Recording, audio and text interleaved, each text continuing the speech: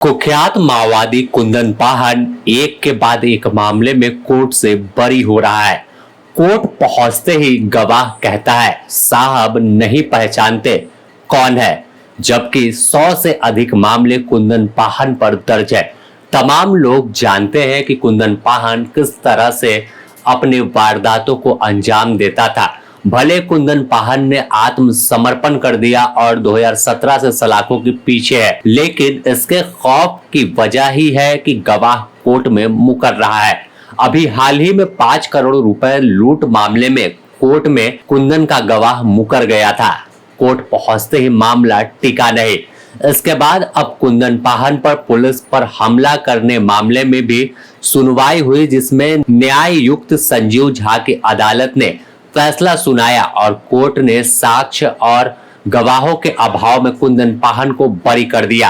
अभियोजन पक्ष की ओर से 2 गवाह पेश किए गए थे, वहीं कुंदन पाहन की ओर से अधिवक्ता ईश्वर दयाल पक्ष रख रहे थे। बता दें कि कुंदन पाहन के दस्ते के साथ जोन्हा फॉल के पास रांची पुलिस और उग्रवादियों की मुठभेड़ हुई थी।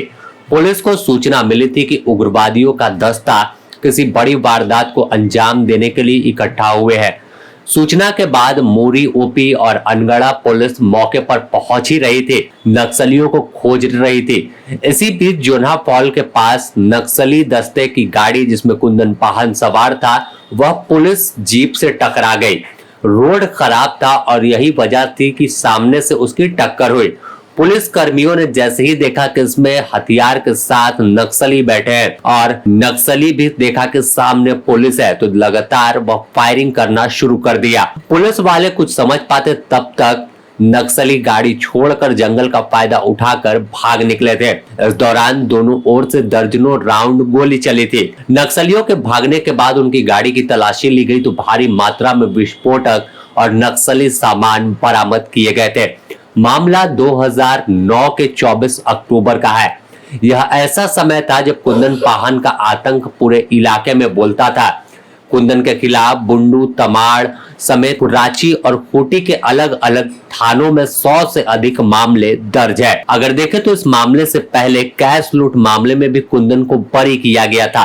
कुंदन पाहन पर रांची टाटा रोड में 5 करोड़ रुपए और कई किलो सोना लूटने का आरोप लगा था। यह घटना दिन दहाड़े रांची टाटा रोड पर तमाड़ के पास अंजाम दी गई थी, जब रांची से कैश और सोना लेकर एक बैंक की वैन जमशेदपुर जा रहे थे। इसी दौरान कुंदन पाहन का दस्ता धमका था और उसके बाद वारदात को अंजाम देकर उस गाड़ी को ही लेकर फरार हो गया था।